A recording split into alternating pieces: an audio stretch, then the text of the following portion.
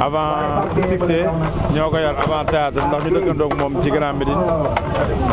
ci dëkk bu rafet boo xam ne ñu nag ay magam la woon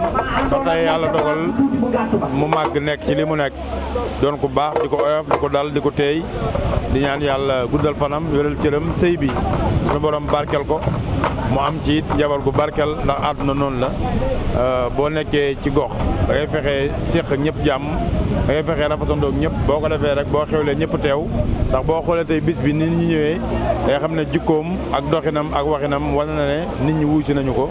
di nuyu itam sama xarit sama doomu ndey bi ma toogal muy àll nga xam ne ca jamonoy daaree xam la bu njëkk la woon ak gis-gis ñuy gisee ci ay anam yu rafet tey yàlla dogal ñu dajawaat fii tey muy ko am kóllëre di ko baax di ko gore di koo xam ne liggéey nañu ensemble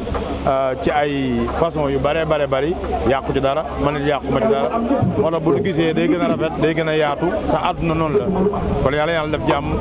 te guddal fanu Fanta jubalu ko jëkkëram mu am ci njaboot ko barkeel alxuraanu karim yàlla baax.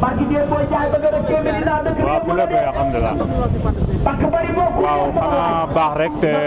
nekk koo xam ne ku am jom la aussi di ko félicité bu baax a baax si mariage bi di ko ñaanal yàlla si am doom yu barkeel vraiment daal nit ku baax la nit ku gore la liggéey nañu ensemble mais musul wane indiscipliné quoi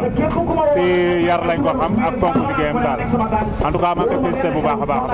ngeen jot a passé lan ngay gis. waaw sant yàlla rek moom dundu taalibe rek la ñuy dundee ak moom quoi waaw vraiment di ko ñaanal daal yàlla na ko yàlla lafal cat te heureux ménage daal